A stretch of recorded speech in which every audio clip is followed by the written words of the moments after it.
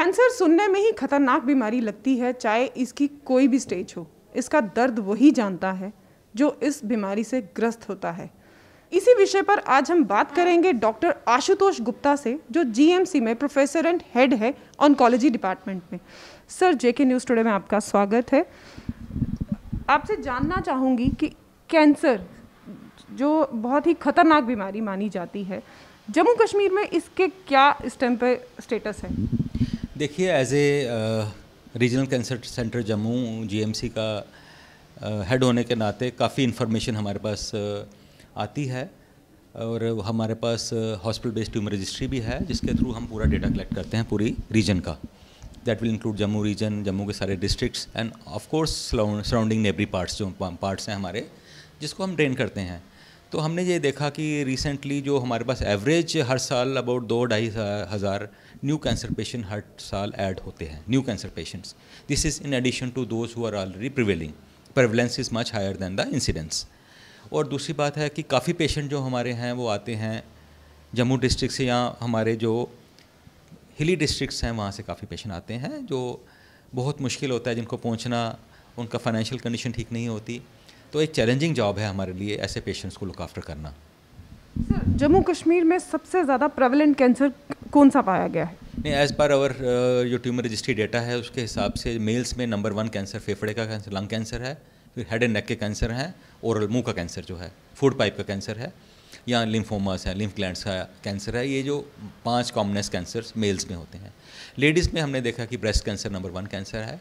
This is followed by cervical cancer, फिर head and neck cancers हैं, food pipe cancers, या बाकी cancers होते हैं।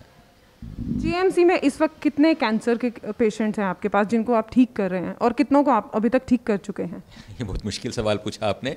अनफॉर्चुनेटली जो हमारा डेटा बताता है कि अभी भी 70% पेशेंट हमारे स्टेज 3 और स्टेज 4 में लैंड अप कर रहे हैं। तो इसके लिए हमारे गवर्नमेंट ने भी काफ़ी एफर्ट्स किए हैं कि प्रिवेंशन और अर्ली डिटेक्शन पे फोकस किया जाए। तो रिसेंटली एनएचएम के साथ हमने, नेशनल हेल्थ मिशन के साथ मिलके हमने हर जगह पे, डिस्ट्रिक्ट पे, पेरिफेरी में जाके डिटेक्शन कैंप्स और अवेयरनेस कैंप्स हमने शुरू किए हैं लगाना, ताकि मरीज़ हमारे पास अर्ली स्टेज में पहुँचें। ओनली 25-30% पेशेंट ही हमारे पास स्टेज 1 स्टेज 2 में पहुँचते हैं। तो उसी हिसाब से देखा जाए तो हमारे जो क्योर रेट्स हैं 25-30% ही होते हैं। साथ में ये ऐड करना चाहूँगा कि 70% पेशेंट अगर जो एडवांस स्टेजेस में आते हैं वो दुनिया के किसी भी भाग में जाएंगे तो क्योरेबल नहीं होंगे। तो जितनी मर्जी बड़ी हम इक्विपमेंट ले आएँ, ट्रीटमेंट पॉलिसीज़ ले आएँ, जब तक अर्ली डिटेक्शन नहीं होगी, प्रिवेंशन नहीं होगी, पेशेंट्स को हम ठीक करने में कामयाब नहीं होंगे।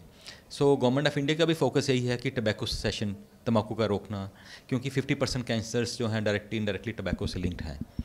और जो लाइफस्टाइल डिजीज़ है, जो कैंसर के मेन कारण है कि it is a disease of your lifestyle, how you lead your life, उस पर डिपेंड करेगा कि आपको कैंसर होना या नहीं होना है। उस पर भी काफ़ी फोकस रहता है हमारा। तो हमने मॉड्यूल्स बनाए हैं, कैप्सूल्स बनाए हैं, प्रेजेंटेशंस बनाई हैं। तो we are training the trainers, ASHA workers हैं या पेरिफेरी में जो डॉक्टर्स अपॉइंटेड हैं, हम बार बार जाके उनके बस लेक्चर्स लेते हैं, उनको प्रेजेंटेशन सिखाते हैं कि मुंह का कैंसर, ब्रेस्ट कैंसर, फेफड़े का कैंसर अर्ली डायग्नोज कैसे करना है, ताकि मरीज़ हमारे पास जल्दी आए और हम अच्छा ट्रीटमेंट देने के लायक बन जाएँ। पिछले 5 साल का अगर रिकॉर्ड देखें तो हमने 2018 में सबसे ज़्यादा कैंसर के पेशेंट्स को देखा है, और 2020 में सबसे कम 1700 कुछ थे पेशेंट। तो इसमें, इस ग्राफ में इतना चेंजेस, क्या ये भी हम कह सकते हैं कि लॉकडाउन की वजह से पेशेंट नहीं आ पाए तो ये ग्राफ थोड़ा नीचे आया 2020 में? बिल्कुल ठीक बोला आपने, क्योंकि 2020 में तो देख लीजिए पूरा इंडिया ही बंद था, मरीज़ हमारे साथ पहुंचते ही कहाँ थे बच। उसके बावजूद भी हमने देखा कि अराउंड 1700-1800 पेशेंट हमारे पास पहुँचे नए, लेकिन हमारा एवरेज जो फिगर रहता था 2200-2300 रहता है। तो डेफिनेटली अगले साल जैसे लॉकडाउन बंद होगा, कोविड की सिचुएशन इंप्रूव होगी, तो ज़्यादा से ज़्यादा पेशेंट हमारे पास पहुँचेंगे और ट्रीटमेंट करवाएंगे। डेफिनेटली लॉकडाउन और कोविड-19 had a role to play in this.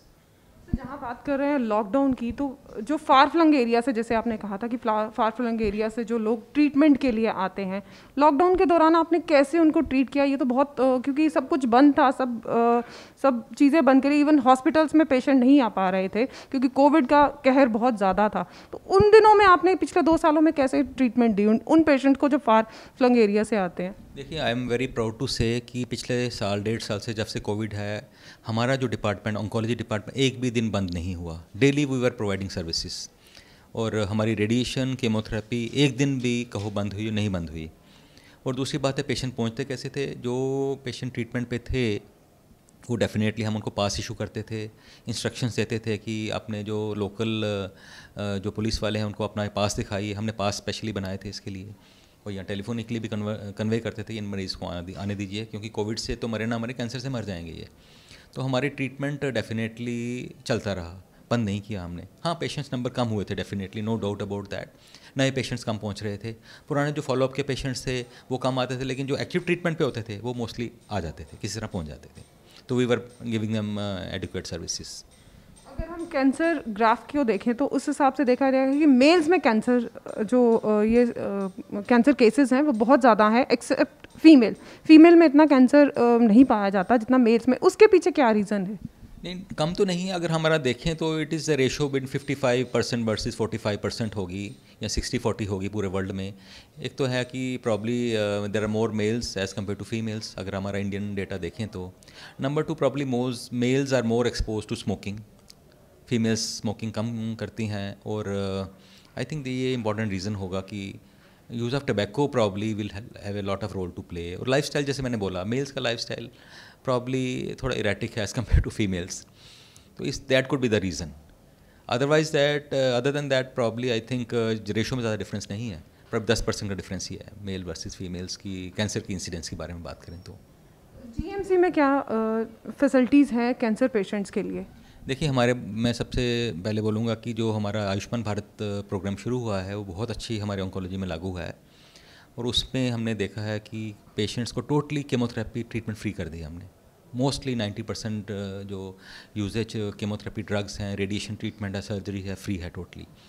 हाँ, कुछ इन्वेस्टिगेशंस पे इशू आते हैं, वो भी हम कोशिश कर रहे हैं कि उनको भी हम फ्री करवाएं, क्योंकि कैंसर ट्रीटमेंट की काफ़ी इन्वेस्टिगेशन चाहिए होती हैं। पेट स्कैन चाहिए होता है, एडवांस्ड आपको इम्यूनोहिस्टोकेमिस्ट्री या कुछ टेस्ट चाहिए होते हैं जो अभी आयुष्मान भारत में कवर्ड नहीं है।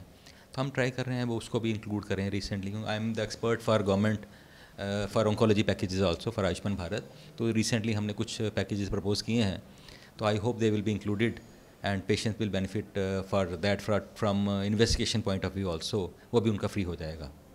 लेकिन having said that, I will be very happy to announce here that कि स्टेट कैंसर इंस्टीट्यूट जो गवर्नमेंट ऑफ इंडिया का हमें मिला है 120 करोड़ का, that is coming up very nicely. और साल के अंदर अंदर हम कोशिश करें कि we will be able to give you one of the best facilities as far as cancer is concern in the region, definitely. जैसे आपने बात करी कि प्रधानमंत्री आयुष्मान भारत के कार्ड जो पेशेंट्स को मिले हैं उससे उनको इस ट्रीटमेंट में काफ़ी मदद मिली है, तो क्या जो आपके पास पेशेंट्स हैं, जो डेटा है हमने देखा था 1712 जो लास्ट ईयर का डेटा था, उसमें सब जितने भी पेशेंट्स थे क्या वो आयुष्मान भारत कार्ड की फैसिलिटी सबको प्रोवाइड की गई? देखिए, रिसेंटली पहले तो जैसे कम थे, लेकिन अभी गवर्नमेंट का फोकस है कि हर एक का कार्ड बने। रोज़ आप पेपर में देखिए, मीडिया में देखिए, गवर्नमेंट कहती है गोल्डन कार्ड बनवाइए, कैंप्स लगवा रही है। तो अभी आई थिंक 56% पॉपुलेशन कवर हुई है, but government is moving very fast in this direction, क्योंकि J&K is the only state in the country जहाँ पे 100% population is covered under Ayushman Bharat. बाकी स्टेट्स में नहीं है ऐसा। This is a big facility to the residents of Jammu and Kashmir, और government is very very focused on this. हाँ, जो पेशेंट हमारे पास आता है, कार्ड होता है तो ठीक है, नहीं होता तो हम कहते हैं भाई जाओ के कार्ड बना के लो। We have facilities in GMC to make the cards. उसमें राशन कार्ड चाहिए, आपका आधार कार्ड चाहिए, तो 2 या 3 दिन में कार्ड बन जाता है। तो जो पेशेंट आता भी है 2-4 दिन, जो इन्वेस्टिगेशन होती हैं, टेस्ट होते हैं, हम उस दौरान कोशिश करते हैं कि वो कार्ड बनवा ले अपना, ताकि ही और she should avail facilities for free treatment. Common cancers जैसे आप बता रहे थे कि लंग्स का कैंसर होता है या फीमेल्स में ब्रेस्ट कैंसर ज़्यादा पाया जाता है, किस एज ग्रुप के लोग इस कैंसर से ग्रस्त होते हैं? मतलब ज़्यादा कॉमन किस एज में आपको वो दिखता है? देखिए, हमने जो अपना डेटा देखा तो 40 ईयर्स के ऊपर 40, 60, 60, 80 2 ग्रुप्स हैं जो मैक्सिमम जो कैंसर में पाए गए हैं लोगों को। बच्चों में भी होता है, पीडियाट्रिक ग्रुप अलग है, या यंग पेशेंट्स भी होते हैं, लेकिन मैक्सिमम कैंसर अबव 40 होते हैं, और अबव 60 भी हमने काफ़ी देखा है पेशेंट्स को। जो हमारे जो डेटा है उसके हिसाब से अराउंड 70% के पेशेंट्स आई थिंक अबव 40 रहेंगे, अबव द एज ऑफ 40। जैसे मैंने बताया, कैंसर एक डिजीज़ है लाइफस्टाइल की, तो जैसे लाइफस्टाइल की चेंजेस, आदमी स्मोकिंग को एक्सपोज होता है, 10-20 साल लगते हैं, उसके बाद कैंसर बनता है, या कोई भी कार्सिनोजेनिक एजेंट है तो इसमें टाइम लगता है। तो डेफिनेटली 40-45 के बाद ही ज़्यादा कैंसर होते हैं। लेकिन हमने यंग कैंसर पेशेंट भी बहुत देखते हैं, 35 अबव 30 लेडीज़ ब्रेस्ट कैंसर 35, 33, 34 की भी हमने देखी है। Definitely we are treating them. तो जब कैंसर एक ऐसी बीमारी है जिसका नाम सुनते ही थोड़ा डर सा बैठ जाता है दिमाग में, तो पेशेंट जब आपके पास आता है उसकी साइकी पर उस चीज़ का कितना असर रहता है और आपको कितना मुश्किल होता है उसको ये समझाना कि इनिशियल स्टेज है या सेकंड स्टेज है या थर्ड स्टेज है, क्योंकि मेंटली जब तक इंसान अपने आप को नहीं स्टेबल कर पाता वो मेडिसिन भी उसको तब तक नहीं स्टेबल कर पाती। तो यहाँ कितनी मुश्किल आपको देखने को नज़र आती है? मोस्ट चैलेंजिंग पार्ट है पेशेंट को हैंडल करना, ब्रेकिंग द न्यूज़, उसको बताना कि तेरे को तीसरी स्टेज चौथी स्टेज का कैंसर है। तो ये टफ जॉब है, but over the years experience will teach you how to handle this patients. हमारा एम रहता है कि पेशेंट को इकट्ठे एक साथ नहीं बताएं कि तेरे को कैंसर, एक फेस्ड मैनर है। पेशेंट आता है हमारे पास, हम सीधा नहीं बोल सकते तेरे को कैंसर है, इस स्टेज का है।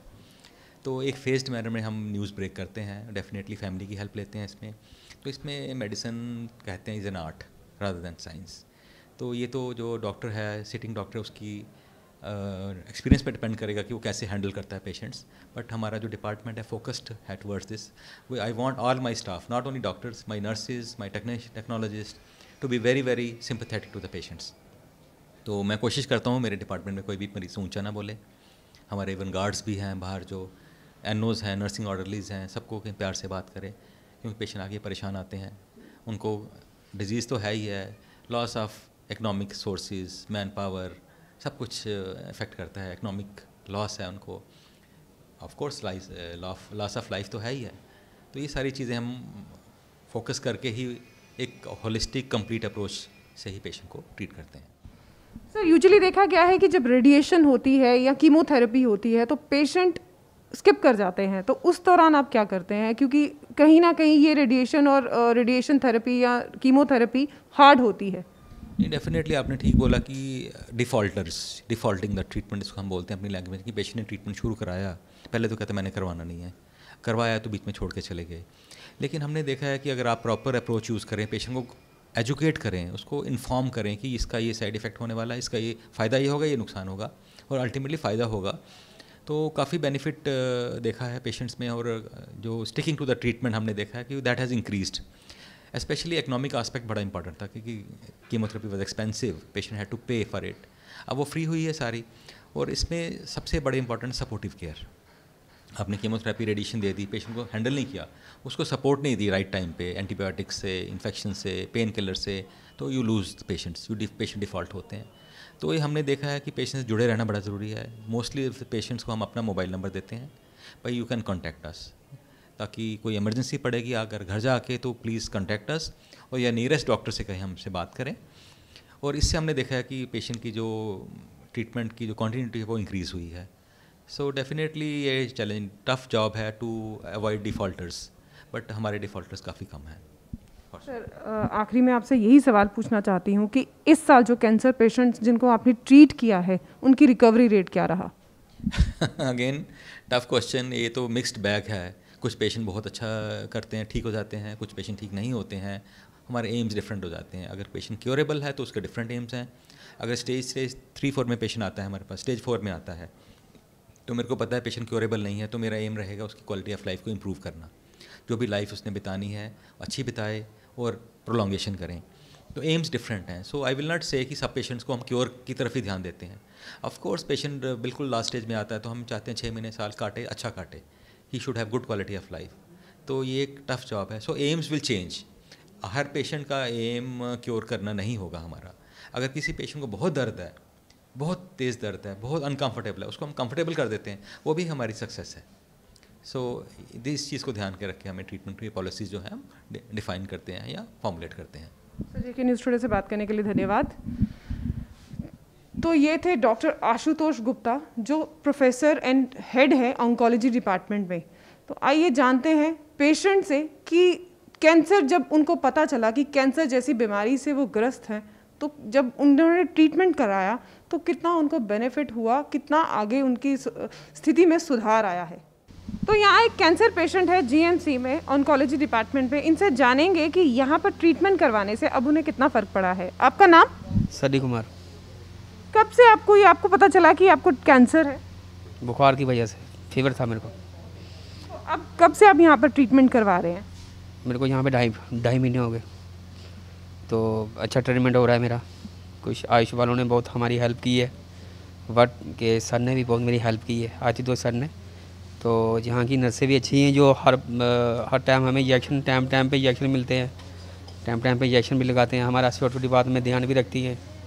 तो सबसे पहले तो मैं आयुष वालों का थैंक्स करता हूँ और आशुतोष सर का भी थैंक्स करता हूँ, और इनको जो जितने भी जो यहाँ पे सिस्टरें वगैरह जो हमको टाइम पे इंजेक्शन वगैरह देती हैं, हमको दवा भी टाइम पे मिलती है। तो बट मेरा ट्रीटमेंट भी अच्छा हो रहा है, जिसके कारण मेरा जो ब्लड था वो अच्छी तरीके से बढ़ रहा है, रिपोर्टें मेरी साफ़ आ रही हैं, खाना भी अच्छा खाता हूँ, चलता भी हूँ। तो बिकॉज अभी फ़िलहाल मैं ठीक हूँ। पहले जब आपको पता चला आपको कैंसर है, कैसे आपको ये डिटेक्ट आपने किया कि आपको कैंसर है?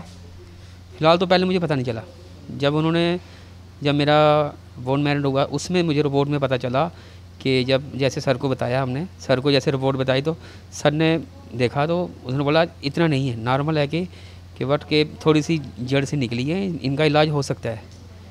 तो अभी तो फ़िलहाल ठीक हूँ, सर ने मेरा इलाज अच्छा तरीके से किया, ट्रीटमेंट मेरा अच्छा हो रहा है। बट मैं किसी बात की मुझे कमी नहीं देते हैं, टाइम पे दवा भी मिलती है। तो कार्ड नहीं होता हमारे पास, आयुष कार्ड, तो फ़िलहाल तो हम तो गरीब है, दिहाड़ीदार आदमी हैं हम सर्विसमैन वाले तो नहीं हैं हम। आयुष वालों ने हमारी बहुत हेल्प की, और सर ने भी। आयुष्मान भारत कार्ड बना है आपका, इससे आपको कितनी मदद मिली? बहुत मदद मिली मुझे, बहुत हेल्प भी हमारी। तो बट के यहाँ पे किसी बात की कमी नहीं रही, अगर कार्ड नहीं होता तो कहाँ होता हमारा ट्रीटमेंट। टाइम पे इंजेक्शन भी लगते हैं, दवा भी हमें टाइम पे मिलती है, सिस्टर हमारी बहुत हेल्प करती हैं, तो सर भी बहुत हेल्प करते हैं हमारी। बस इतना ही है। कौन से कैंसर डिजीज़ से आप ग्रस्त हैं? ब्लड कैंसर था। अभी उस टाइम मेरे जो सेल में प्रॉब्लम थी, बट मेरा जो ब्लड आगे ग्रोथ नहीं कर रहा था। अभी तो सेल की प्रॉब्लम वो भी ठीक है, सेल भी ठीक है, ग्रोथ भी हो रही है, ब्लड आगे बढ़ता भी जा रहा है। तो अभी तो फ़िलहाल ठीक हूँ मैं, किसी बात की अभी फ़िलहाल प्रॉब्लम नहीं है मुझे। यहाँ पर एक और कैंसर पेशेंट्स हैं, इनसे जानते हैं। नमस्कार, आपका नाम? सत्या देवी। आपको कब पता चला इस कैंसर के बारे में, और आपको कौन सा कैंसर है? कि इस गल्ला में मालूम है भाई, पीड़ होती है मेरे ढिड, दर्द। हाँ, तो अब इलाज में यहाँ पर कोई फ़र्क पड़ा इलाज से? हाँ, करा दे, इलाज करा दे। हाँ, वो जो पीएम अंशुमन कार्ड है, उससे आपको कुछ मदद मिली? मिली हो नहीं है, जागत गया खाल फैल ले गया। हाँ, मिली। ऊपर वाले ने इंसान को बनाया, हम रिश्ते बनाएंगे एक दूसरे से। गोल्डी मसाले, जहाँ भी जाए रिश्ते बनाए। गोल्डी मसाले।